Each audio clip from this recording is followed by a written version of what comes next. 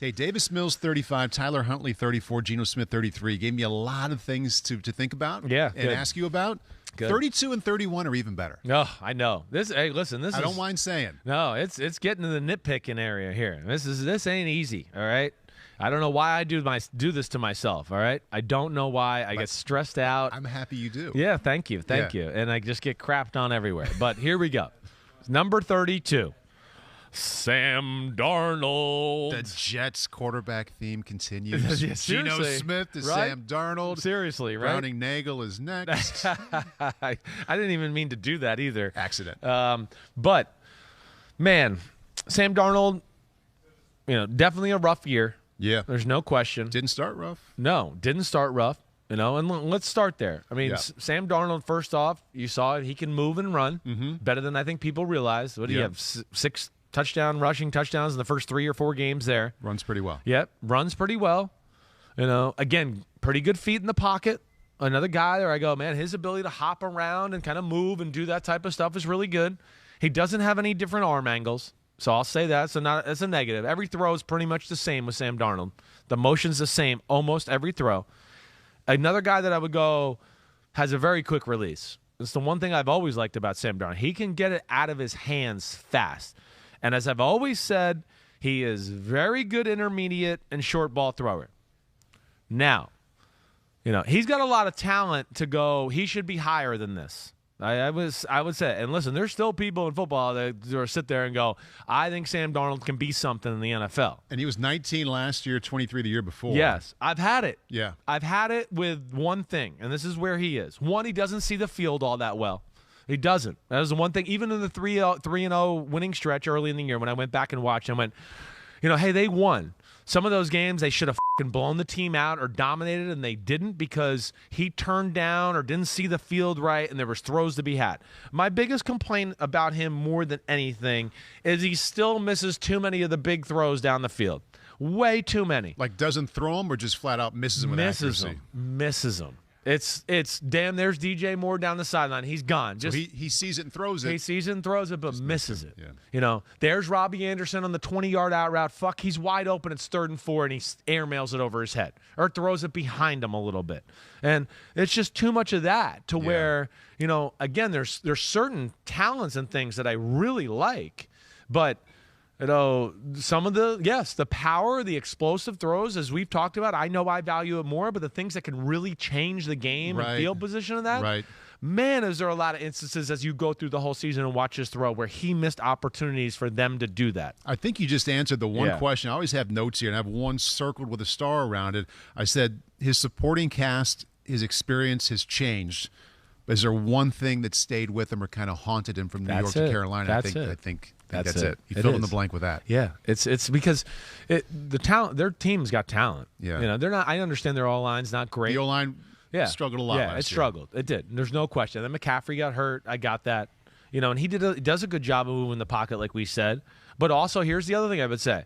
He also loses sight of the pocket at times. So as much as he moves around in the pocket and does a good job, at times I found myself, and I wrote in my notes a few times, of just going, get the fuck out of Dodge. Get out. How many times are we going to pot the ball and you moved in the pocket? They're coming. They're collapsing. They're going to hit you and you're going to fumble, or they're going to slap the ball to your hands. And to me, that's another aspect of why I go, damn, he's talent, and there's things to say that he should be around the top 20, but there's some trust tree things there again where I'd go back to go, I don't trust him to make the right decision or see the field the right way at times. And then I felt like the pressure of the whole situation got to him a little bit as I went through the year. Then he started forcing some balls and doing some stupid shit. And then the whole deer in the headlights scene Exactly. happens. Exactly. So there was a little bit of that. And then again, I want to explain that their offense was not good. And with Joe Brady early in the year, there's a reason he got fired, because their offense was very repetitive and very easy to figure out.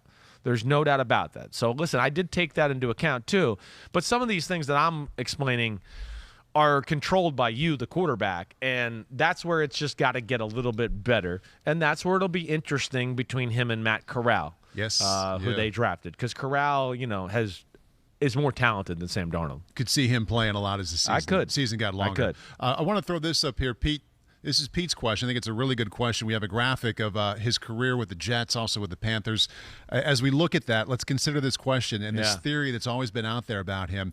Did last year disprove this theory that Darnold failed in New York because of the talent around him? And a lot of the numbers are the same. I mean, yards per attempt, completion percentage right at 59, passing yards a game, 213 to 210.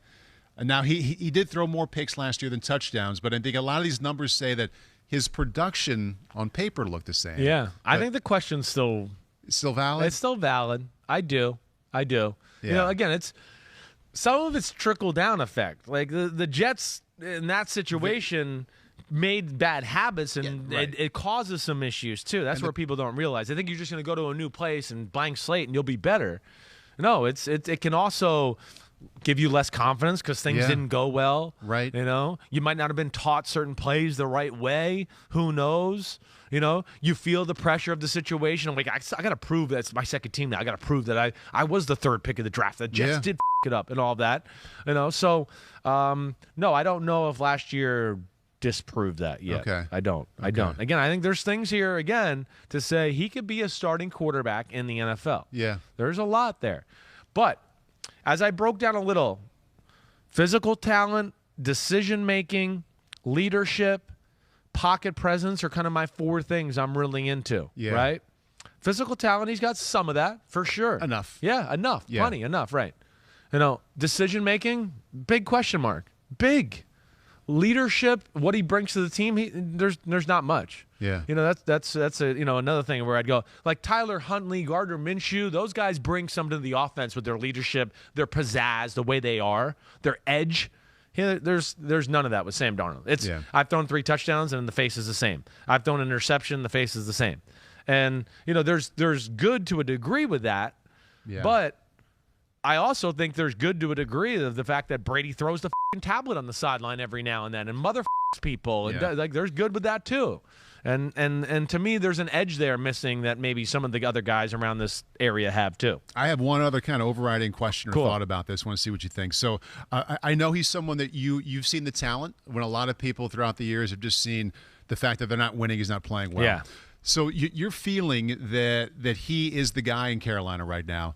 Are you more... Because it didn't feel like he was going to be. Yeah. Are you more disappointed in the organization that here we are in May and Sam Darnold's your guy after what we saw last year? Or are you more excited for him because he is somebody that you've seen the positive when others have seen the negatives? I'd probably go with the first one. Disappointed. I would say it's at the very least surprising. It is surprising. It's surprising, right? I think that's the word I would use. Right. Yeah. You know, I think they tried their damnedest to make something happen. On a number of levels. I mean, a number of levels. They really did. They've been involved in the Baker Mayfield thing. Yep.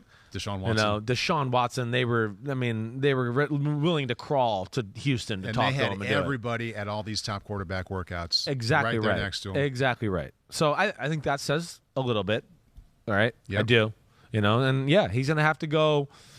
He's gonna have to go a little ways here to you know, disprove his own coaching staff, because again, what I would say is Corral, we know he's a little raw, but Corral being a third rounder, you know, it already happened last week. Look at this guy in the third round. Did you see the fucking balls he was throwing today? Yeah. Did you see how awesome of an athlete he is? So he's going to go on the first practice field the first day, and his physical ability is going to pop more than Sam Darnold. Yeah. And that's where it'll be interesting for Sam Darnold here. If they slip up, he doesn't play good, I think he'll have a short leash this year, and you're going to see Matt Corral go. It's really best case scenario for the organization and for Corral that he's a third rounder. I know. Takes the pressure off. It does, right. It really does. Same guy, same system, same everything, but the fact that he went in the third round instead of the first changes the entire feeling there. It changes it. Now it's like we struck gold in the third round. Right. Right. Where, you know, you took him in the first round. It's like, we got to get him out there. We got to put him in there. Oh, man, we got him in the first round. He's not very good at this. Yeah, right. Oh, man, darn it. There's no rush now. Right. There's no rush. There's kind of no pressure on the situation, and he's going to be chippy and ready to go and pissed off because he was in the third round anyways. Right. So I think a lot of play. And let me just say this thing too, because Darnold fits this scheme of how they play with Ben McAdoo. I think he's, hey, it's a West Coast offense. Ben McAdoo became the head coach of the Giants because he was coaching Aaron Rodgers, and Rodgers was throwing piss missiles all over the field, right? But that's also where, hey, Darnold fits that, but damn, so does Matt Corral. Matt Corral is made to play in that type of offense. I mean, that's that to me, and that's where it'll be interesting. Hi, I'm Mike Tirico, and thanks for watching. Make sure to hit subscribe for the latest news and highlights from NBC Sports.